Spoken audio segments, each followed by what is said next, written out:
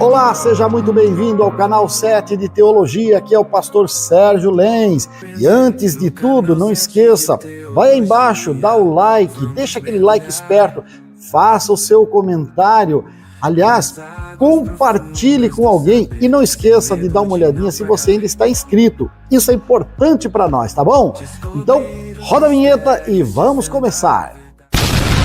Nessa jornada rumo à evolução, 7 de teologia, nosso coração em devoção, em devoção.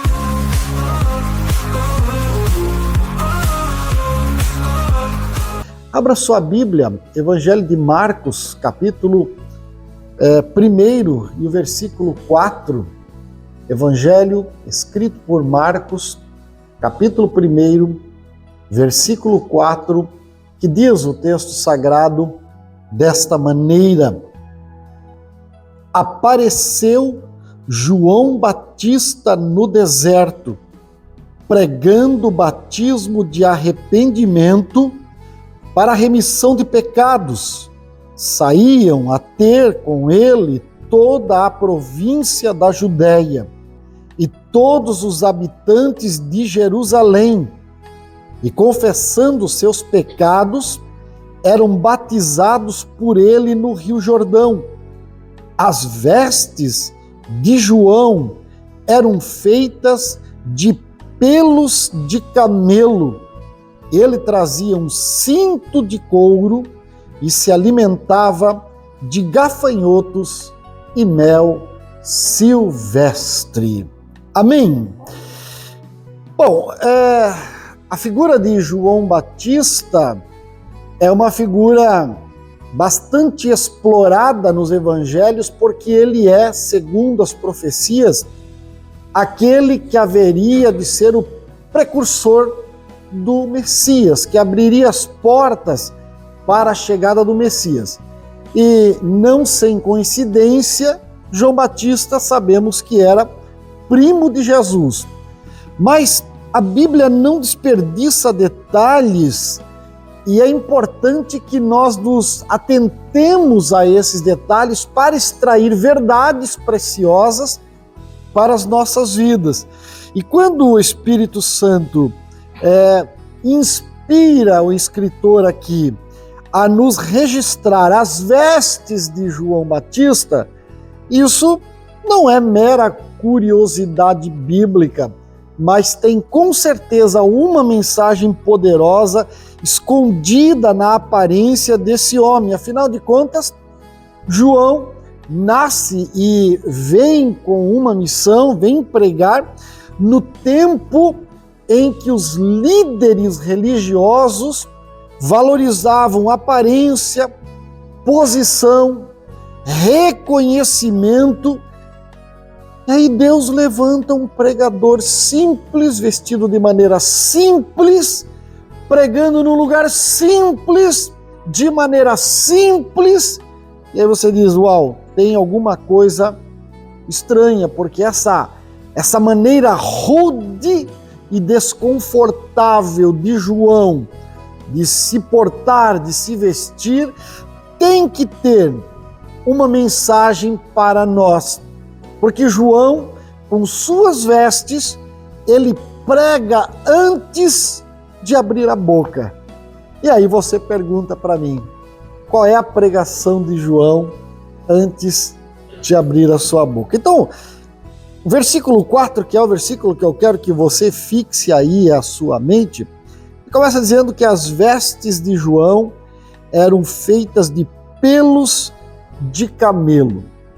E já começamos com um tapa na sociedade, porque as vestes de João dão a primeira revelação de uma separação do sistema. Você diz, pastor, o que isso quer dizer para mim? Bom, vamos começar pensando na época de João, porque na tradição judaica, naqueles dias, os religiosos tinham o hábito de usar vestes longas, vestes coloridas, vestes adornadas, que traziam respeito social quando eles passavam, a multidão abria caminho, porque estão passando os homens da letra, os homens do conhecimento, os homens que foram chamados por Deus para replicar a lei. Aí, é interessante que eles gostavam desse reconhecimento, desse título público, dessa importância que o povo dava para eles, e o próprio Jesus, em Lucas, no capítulo 20, no versículo 46, ele faz uma denúncia dizendo: guardai-vos dos escribas, que gostam de andar com vestes compridas. Jesus podia só ter dito: guardai-vos do jeito de ser, guardai-vos do ensino que passam os escribas, guardai-vos dos escribas. Mas aí Jesus completa: que gostam de andar com vestes longas.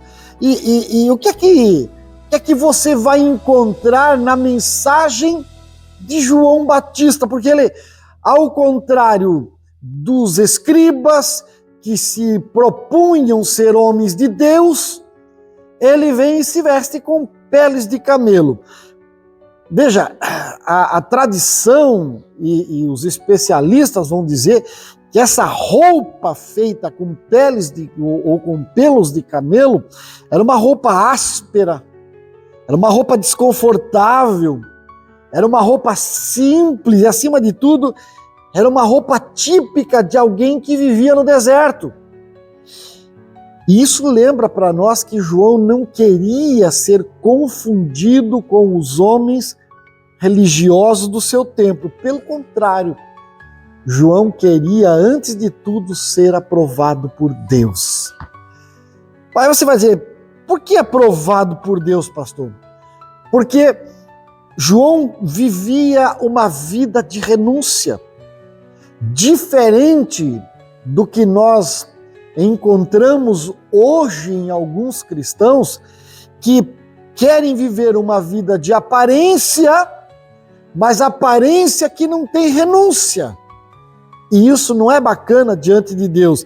João, ele mostra para nós, com essa sua roupa rudimentar, se compararmos com os nossos dias, de pessoas que querem o palco, mas jamais têm compromisso com a cruz. Você oferecer o palco, oferecer a mídia, oferecer os holofotes, oferecer os cargos importantes, eis-me aqui. Agora, ofereceu a cruz, a renúncia, o deixar de si mesmo, não. Aí eu estou fora. Pessoas que querem a fama, mas não querem viver a santidade proposta por Deus. E João então vem e ensina que o verdadeiro avivamento, ele marca a separação. Ele é um divisor de águas na vida do homem e da mulher. Porque falamos muito dessa coisa do avivamento. O avivamento, manda o avivamento. E aquela igreja ou aquele lugar está passando por um avivamento. Avivamento, historicamente na igreja, o avivamento sempre marcou lágrimas, rasgar de alma, de coração, arrependimento de pecados. Isso me lembra Jonathan Edwards, lá no século XVI ou XVII, que na sua sociedade escocesa, vivendo em pecado terrível, sem arrependimento, com mensagens rasas e superficiais, prega um grande sermão: pecadores das mãos de um Deus irado. Ele não prega assim, como você gostaria de ouvir um pregador, não. Ele prega com óculos fundo de garrafa, na ponta do nariz, aqueles óculos de leitura típico, levantando um pergaminho e olhando assim e lendo assim: apareceu João Batista no deserto. Assim, nesse ritmo. E por uma hora ou mais, ele lê o seu sermão. mas ele leu um sermão que até os dias de hoje virou livro. Se você quer, me peça ele, porque é domínio público, eu mando para você pelo WhatsApp. Pecadores nas mãos de um Deus irado. Ao término da leitura do seu sermão, as pessoas começaram a ter visões e viam que o chão saiu dos seus pés e viam o inferno abaixo de si. E sabiam que estavam condenadas. Elas começavam a se agarrar aos pilares, às colunas do templo, dizendo: não nos deixe cair no inferno, livrai-nos da ira daquele que quer nos matar. E se arrependeram, e aquele foi o começo de um grande avivamento para aquela época. Isto é avivamento. Avivamento não é quando nós nos alegramos, e é gostoso quando recebemos aquilo que chamamos de uma carga de poder, da presença de Deus. Maravilhoso, nós não conseguimos aguentar e nós choramos, falamos línguas estranhas, às vezes precisamos dobrar o joelho, botar o rosto no pó. Isto é o reflexo da nossa pequenez diante da grandeza de Deus, e está tudo certo, mas isso não é o avivamento. O avivamento é quando eu levantar dessa efusão de alegria e for para minha casa e fizer as pazes com aqueles com quem eu estou brigado, e for aos meus vizinhos, aos comerciantes, e pagar as minhas contas, e fechar os meus olhos quando a tentação vier para me tirar do caminho certo. Isto é avivamento verdadeiro. Aleluia! Então, João Batista não se vestia para impressionar as pessoas, ele se vestia para representar uma mensagem. Eis que o caminho está aberto e daqui a pouco virá aquele que eu não sou digno de carregar as suas sandálias, nem desatar as suas alparcas, mas ele vos batizará com fogo e poder. Aleluia! Era isso que João estava fazendo. Tanto que o texto diz, no versículo 5, saíam a ter com ele toda a província da Judéia, os habitantes de Jerusalém, confessando os seus pecados, eram batizados por ele no Rio Jordão. Avivamento é fazer com que haja a confissão de pecados que nunca foram confessados antes de maneira correta. E não é confessar de falar apenas, é confessar de deixar, de viver uma vida nova, transformada pelo Espírito de Deus. Mas o texto, ele é muito mais amplo do que isso. Tem um outro ponto que eu destaquei aqui, né? Começamos com as vestes que eram feitas de pelo de camelo. Ele trazia um cinto de couro. Meu irmão, cinto de couro tem um simbolismo maravilhoso nas Escrituras, porque o cinto de couro representa vida profética e vida de prontidão diante de Deus. Quando você vai ligar os textos, fazendo uma exegese um pouco mais ampla, você vai lembrar de 2º livro dos Reis, capítulo 1, versículo 8, que Elias aparece e é descrito como homem, vestido de pelos, com lombo cingido, com um cinto de couro. Então, João não só imitava Elias no seu vestuário externo, não. Ele carregava dentro de si o mesmo espírito profético do profeta Elias. E o cinto de couro na cultura oriental tinha um símbolo maravilhoso, porque quando os homens queriam dar uma relaxada, dar uma descansada, eles afrouxavam as roupas, as vestes, para poder sentar no chão, para poder sentar em algum lugar, para poder deitar, descansar e tal. Mas quando eles queriam ir para a batalha ou para o trabalho, eles colocavam o cinto e apertavam em volta dos lombos, para ficar firme, para poder ter força, para poder fazer aquilo que estava proposto. Então, o cinto, ele denota prontidão, ele denota serviço, ele denota disposição para caminhar acima de tudo. Ele denota a preparação que alguém faz na sua vida, no seu dia a dia, para as batalhas. E eu fico preocupado quando eu olho isso e faço uma aplicação para nós, para o nosso tempo, para a minha vida e a sua vida, é que nós vamos encontrar muitas vezes, alguns de nós, eu mesmo me coloco nessa posição, e eu sei que você consegue aplicar isso para a sua vida de maneira muito responsável também, mas em alguns momentos nós nos encontramos descingidos. E o que é isso, pastor? Vivemos sem vigilância no que falamos, sem vigilância no que fazemos, sem vigilância nos pensamentos que alimentamos, sem vigilância naquilo que é mais necessário e diz respeito à vida eterna. Além disso, além de não termos vigilância, algumas vezes vivemos sem o compromisso que nós nos dispusemos no dia que aceitamos a Jesus. Né? É uma questão de compromisso. Eu fico olhando porque cristianismo, o que é cristianismo? O que é ser cristão de verdade? Porque uma coisa é você pertencer a um clube, aí um participa do clube dos jipeiros, outro participa do clube de futebol, outro participa de um clube, sei lá, de danças típicas, o outro participa de um clube de cinéfilos, né? Tantos clubes que nós participamos. E você vai no clube se você tiver dinheiro, se você pagar mensalidade, você vai no clube se você tiver tempo, você vai no clube quando é possível. E quando você achar que está chato, você não vai mais, você se desfilia. Mas cristianismo não é clube, irmão. Cristianismo é estilo de vida, é preparação, é antessala para a vida no céu.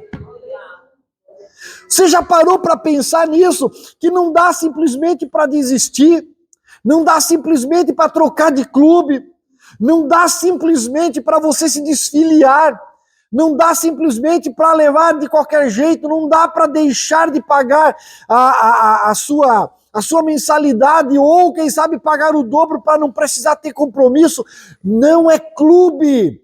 Cristianismo é estilo de vida, cristianismo é mudança, cristianismo é compromisso, cristianismo é responsabilidade. Aí vem Jesus e dá nos meus dedos, dizendo: aquele que põe a mão no arado, se ele desiste, não é apto, não é digno para o reino de Deus. É sério isso, irmãos. Essa coisa da responsabilidade. Eu entendo, eu tenho líderes que já trabalharam comigo por um tempo e nenhuma liderança é para sempre. Eu mesmo, enquanto pastor, não sou para sempre. Tudo passa, cargos passam, lideranças passam, responsabilidades aqui, ali, acolá, elas acabam passando, passa para que outro possa também desenvolver e você possa crescer e melhorar ou descansar dos seus dias. Tudo isso passa. E entendo que em alguns momentos, alguns líderes, ao longo desses 35 anos que eu estou à frente de trabalho, chegaram a um ponto que disseram: não dá, eu estou doente, eu não consigo, eu estou impossibilitado, eu estou impedido pelas minhas funções profissionais, ou porque resolvi estudar e dar um upgrade na minha carreira. Ok, tudo isso é passível de compreensão. Mas tendo capacidade, tendo saúde, tendo tempo, tendo todas as coisas às suas mãos para ter sucesso, dizer simplesmente: não vou mais, bota outro no meu lugar, eu não quero mais. Imagine o que diria o meu presidente, para nem falar o meu Jesus, só o meu presidente, se eu dissesse: não quero mais ser pastor, eu vou sentar ali, vou ficar tocando o meu chocalho ali, tá bom, e não vou mais ser pastor. O que diria o meu presidente para mim? No mínimo ele ia dizer assim: bom, tá, vou te pagar o salário de um tocador de chocalho, né? Quanto que é? 20 pila por curso, por culto? Qualquer coisa parecida, né? Mas não é isso, irmãos. A minha responsabilidade não é com o meu presidente somente, a minha responsabilidade é com a igreja que orou pedindo, Senhor, dá-nos um líder, dá-nos um pastor. Mas também não é só isso, a minha responsabilidade é com o Senhor que me chamou.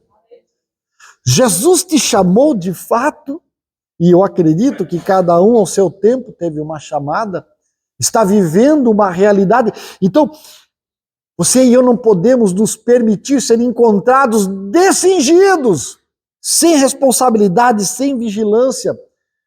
E o pior de tudo, sem responsabilidade e prontidão espiritual. Porque, meu irmão, você, assim como o mar nos ensina, né? Tem dia que o mar está seco, a maré está baixa e você vê as pedras aparecendo, a lama aparecendo lá longe.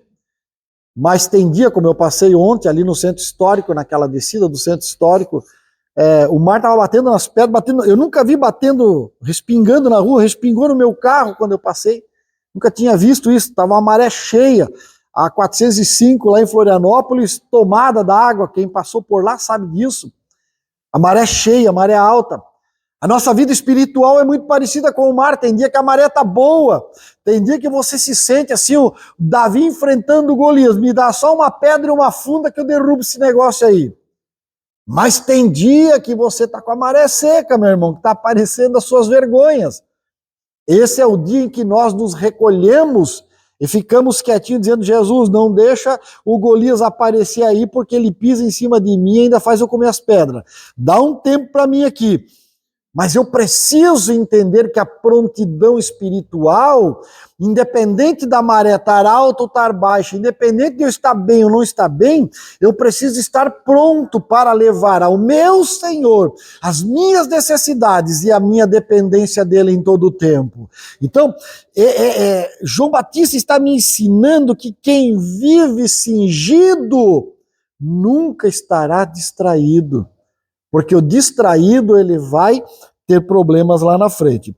Mas há uma outra verdade que eu destaco desse versículo 6, as vestes de João, elas eram também um protesto.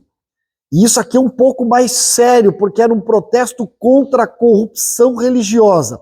Claro, João protestava especificamente contra a religião judaica dos seus dias, contra os líderes, os fariseus, saduceus, tal, aquelas coisas todas, os sacerdotes, enfim. Mas é preciso que nós entendamos que os sacerdotes daqueles dias, eles representavam toda a nação. Assim, se nós aplicarmos a realidade de João aos nossos dias, não é uma questão de classe sacerdotal, até porque isso é uma mera formalidade para fins administrativos. No reino, todos somos sacerdotes. Você não tem menos poder do que eu para orar por um enfermo. Você não tem menos poder do que eu, enquanto pastor, para expulsar um demônio. Você não tem menos poder do que eu para abrir a Bíblia e falar a palavra de Deus de maneira profética. Você não tem menos poder, porque todos somos sacerdotes no reino de Cristo. Ele nos fez assim. E aí, os sacerdotes daqueles dias estavam macomunados, estavam ligados ao Império Romano. A religião tinha se tornado institucional, tinha se tornado fria e comercializada. Bom, eu não preciso nem fazer muita aplicação, porque você já está rodando aí na máquina, né? No seu HD interno, tudo que pode ser aplicado aos nossos dias. Mas o que me lembra como resultado de tudo isso, de fazer esse processamento, é que João nos ensina que não é para nós ficarmos especificamente presos ao templo. João não ficou preso ao templo. Não, João foi ao deserto. E onde é o deserto hoje, pastor? O deserto é aquela pessoa que mora comigo.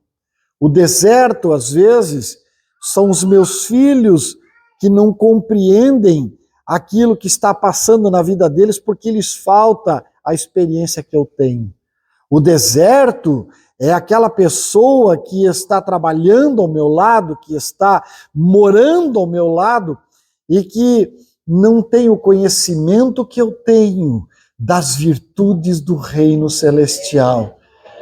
Pregar fora do templo, ir ao deserto, é abrir a boca e testificar que Cristo faz a diferença nas nossas vidas. Aleluia. Aleluia. A roupa de João, ela confronta o luxo da época.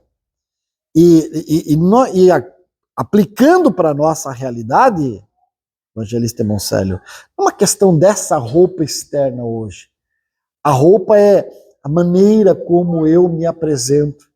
Ah, não, mas eu sou assim, o meu temperamento é explosivo, eu já saio na voadeira, brigando, pegando no pescoço, torcendo o braço e tal. Não. É essa roupa chamada temperamento, que você não se desfaz dela do dia para a noite. Você precisa se alimentar de muita Bíblia, você precisa se colocar muitas vezes de joelho e chorar na presença do Senhor, mas esta roupa de luxo, não, isso aqui é o meu luxo, porque eu sou brabo mesmo, eu sou tipo gaúcho da fronteira, eu dou um boi para não entrar e uma boiada para não sair. Não, meu irmão, você tem que dar o rebanho inteiro, se for preciso, para manter a paz. O vínculo da paz com todos e a santificação, sem a qual ninguém verá o Senhor. E não é fácil ser simples. Eu vou dizer para você que, falando como um brabinho, esquentadinho, que não é fácil algumas vezes você engolir as brasas que vêm na boca para falar ou nas mãos para agir, não é fácil. Mas é importante se vestir de maneira simples e agir como Jesus agiu. Os seus algozes batiam, os seus algozes machucavam, os seus algozes cuspiam, os seus algozes chutavam e chegaram a prendê-lo numa rude cruz. Mas ele só dizia: Pai, perdoa, porque eles não sabem o que fazem.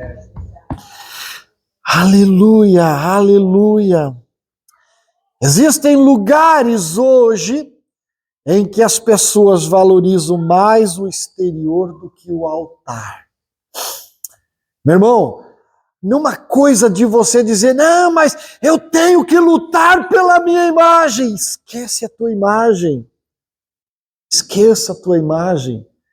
Você precisa ser a imagem de Cristo. Paulo, escrevendo isso, ele diz, eu sofro dores de parto até que Cristo seja gerado em vós. Eu não sei, eu nunca sofri a dor de parto, mas dizem as irmãs entendidas no assunto que é um negócio dolorido, e deve ser mesmo, porque a fisiologia da coisa toda, ela é feia, ela é ruim mesmo. A dor do parto. Então, Cristo nascer em nós, nas nossas relações, nas nossas maneiras de agir, de responder ao ataque, meu irmão, até Cristo nascer tem que doer muito. E você diz, não, mas nasce do dia para a noite. Não nasce. As contrações começam semanas antes do parto. Às vezes é uma vida inteira de contrações até que Cristo nasça definitivamente. Mas é importante porque existem lugares que a performance vale mais do que a presença. Pastor, explica para mim em miúdos. Performance é aquela coisa do show, né? Tudo é bonitinho, as luzes coloridas, tal, tudo certinho. Há um apresentador estilo falecido Silvio Santos ou Faustão, animando a plateia está animada. Você quer ver uma coisa que me dá embrulho no estômago? É o pregador que fica o tempo inteiro, vira para o teu irmão, fala para o teu irmão, faz isso, faz aquilo, faz aquele outro. Meu irmão, se a palavra não fizer isso naturalmente na tua vida, é bobagem, é falta de Bíblia, é falta de conhecimento, a imaturidade do pregador. Pregador que faz isso, ele nunca foi um pregador de verdade. Palavra de Deus tem que ser exposta. O tempo que eu tenho ali, 30, 40, 50 minutos para pregar, se eu não aproveitar para pregar a Bíblia como ela é e transformação como deve ser, eu perdi o meu tempo. Agora fica naquela bobaginha, agora vira para o teu irmão, agora belisca o teu irmão. Meu irmão, isso aí é show. Show para entreter lobos. E nós não somos lobos, nós somos ovelhas. Ovelhas da casa de Jesus. As ovelhas têm que ser alimentadas e não entretidas.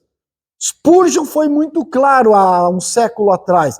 Chegará o tempo em que haverá ovelhas no lugar de lobos, né? Entretendo o povo. E é um negócio complicado. Então, performance. Eu gosto, e vou ser aqui claro, eu gosto de coisa organizada. Alguém até fica meio assim, não, mas o pastor fala para o pregador entregar 10:09 no domingo. Claro, eu dei para ele 8 horas, 8:05 o microfone, ele vai ter um tempo muito bom de exposição de palavra. Agora, se Deus tomou conta do ambiente, ele larga o microfone e deixa Deus. Eu fico aqui até o outro dia de manhã, porque onde está a presença de Deus, ninguém vai embora.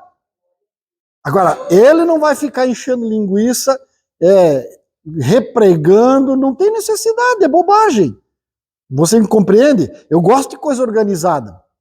Gosto da performance bem feita, gosto de ter começo, meio e fim. É bom isso aqui. Mas, quando Deus toma conta, meu irmão, aí a gente vira menino, se precisar dar até uma corrida e uns pulos, né? Mesmo com o joelho meio lascado, e dá uns pulos ainda. Eu dou uns pulos se precisar. Mas tem que ser aquela coisa assim de, uau, bradou no lugar. Pastor, e quando não acontece isso? É porque nós estamos frios? Não, nós estamos sendo alimentados, nós estamos sendo tratados. Você já viu alguém pular no hospital? Só quando a enfermeira derruba álcool em cima do machucado. Aí ele pula na cama, né? Mas se não, não pula. Ninguém pula no hospital. Todo mundo quietinho lá, falando baixo e tal.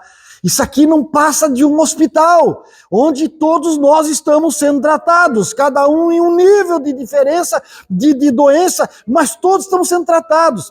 Mas tem dias que são especiais. Tem dias em que o mestre diz, está todo mundo curadinho hoje. Vamos fazer uma festa aqui. Pula aí, crente. Aí a gente pula mesmo, não tem problema. Algum pula, algum não consegue. Mas a presença, acima de tudo, a presença que transforma, a presença que liberta, a presença que salva, a presença que enche, a presença que cura, a presença dele é especial, é isso que eu quero, que você também quer. Mas infelizmente, irmãos, existem lugares em que o marketing vale mais que a mensagem. Marketing.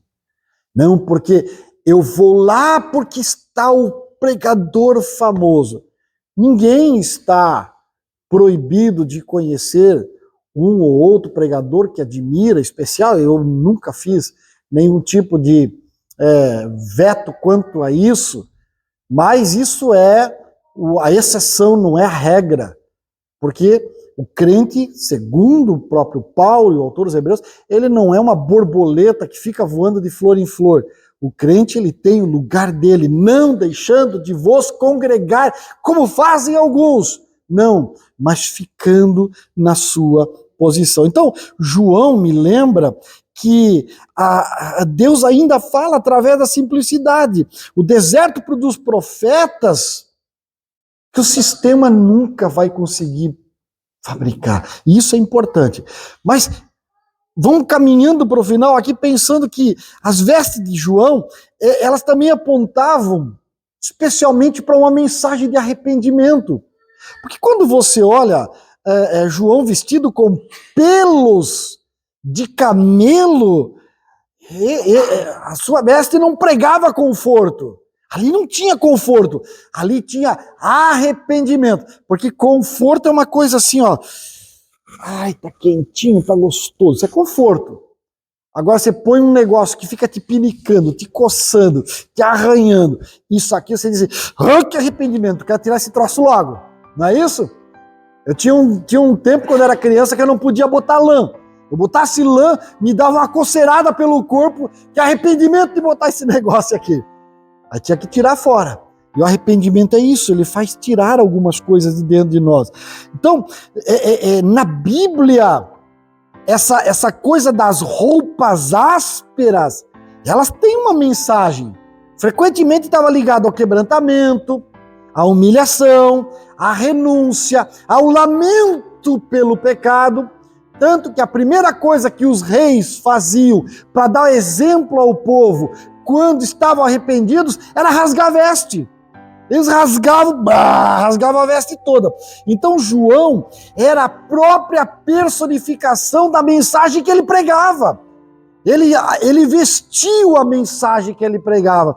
E por isso, ele nos ensina que viver sem santidade não vai dar certo. Inclusive, acho que eu não tenho mais, mas eu tenho um livro. Mas você pode comprar online. Vai lá no site que você compra lá no site online. Questão de santidade. Eu tenho um livro sobre isso, inclusive. Né? Então, João nos ensina a mensagem. Ela tem que vestir o crente. Não é só o pregador. A mensagem tem que vestir o crente. Você está recebendo essa mensagem hoje, você precisa vestir-se com ela. Sair daqui, chegar em casa com essa mensagem vestido, para que não apareça a nudez das suas vergonhas. Chegar e conversar, porque lá fora, na vida real, as pessoas que convivem conosco, e o mundo, por que não dizer, eles querem ver coerência. Coerência entre púlpito e vida, coerência entre aparência espiritual e caráter, porque são duas coisas diferentes. Às vezes você olha alguém assim, né? A paz do Senhor, meu irmão, aleluia. Saiu lá fora, já está partindo para a pancada, né? Então, o mundo quer ver a diferença entre discurso e prática. Eu sou aquilo que eu digo. Eu faço aquilo que digo. Eu vivo aquilo que prego. Então, João estava, antes de abrir a boca, com a sua vida, com a sua veste, gritando arrependimento. E isso é bacana. Deixa eu terminar pensando que João não tinha palácio, João não tinha vestes finas, não tinha posição política, pelo contrário, não tinha nem aparência sofisticada. Mas as multidões iam lá para vê-lo. O que atraía? O que fazia as pessoas irem atrás de João? Você vai dizer, pastor, é porque João era novidade. Pode ser, porque o povo gosta de novidade. Mas João tinha uma coisa aqui que não aparecia falando língua estranha, que não aparecia batendo palma, que não aparecia revirando os olhos, fazendo de king, de power, de best, não. João tinha uma coisa que atraía as pessoas, que era a unção. E essa unção de João, meu irmão, aleluia, ela não estava em aparência exterior, não estava em palavreado difícil. A unção de João estava internamente, tanto que Jesus, em Mateus 11:11, diz o quê? Dos nascidos de mulher, ninguém é maior que João. Mas no reino, todo mundo é maior que João. Por quê, pastor? Porque no reino, o Espírito do Senhor habita em você. O Espírito do Senhor habita no teu coração. No reino você é maior que João. No reino você recebeu algo que João recebeu também lá no ventre, no dia em que Maria saudou a mãe de João. Meu irmão, entenda e viva a responsabilidade da altura disto que está em nós, que é a presença do Espírito Santo. Eu só preciso permitir que o Espírito Santo aplique a palavra na minha vida. É simples, eu não preciso inventar isso, eu não preciso escrever a Bíblia, eu não preciso profetizar algo diferente, eu não preciso conhecer hebraico, eu só tenho que ler em português e aplicar na minha vida, e Deus vai fazer a diferença na minha história. Aleluia, aleluia. Essa é a geração que valoriza a marca, que valoriza a estética, que valoriza a influência, que valoriza a coisa tá lá dos seguidores. Mas Deus está interessado em usar homens e mulheres que tenham, acima de tudo, desejo de transmitir a verdade, carregar a autoridade por dentro. Meu irmão, não se venda ao sistema desse mundo. Não.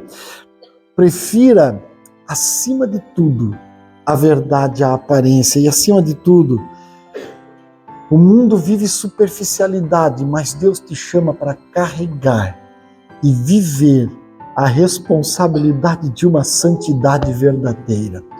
Você está interessado em viver isso? Em fazer a diferença, em ser diferente, em ser usado nas mãos do Senhor e não usar uma falsa religiosidade de aparência para angariar likes? Se você está interessado nisso, Deus está muito mais interessado em te abençoar e te usar também. O Senhor te dê uma semana abençoada, próspera e frutífera na presença dEle.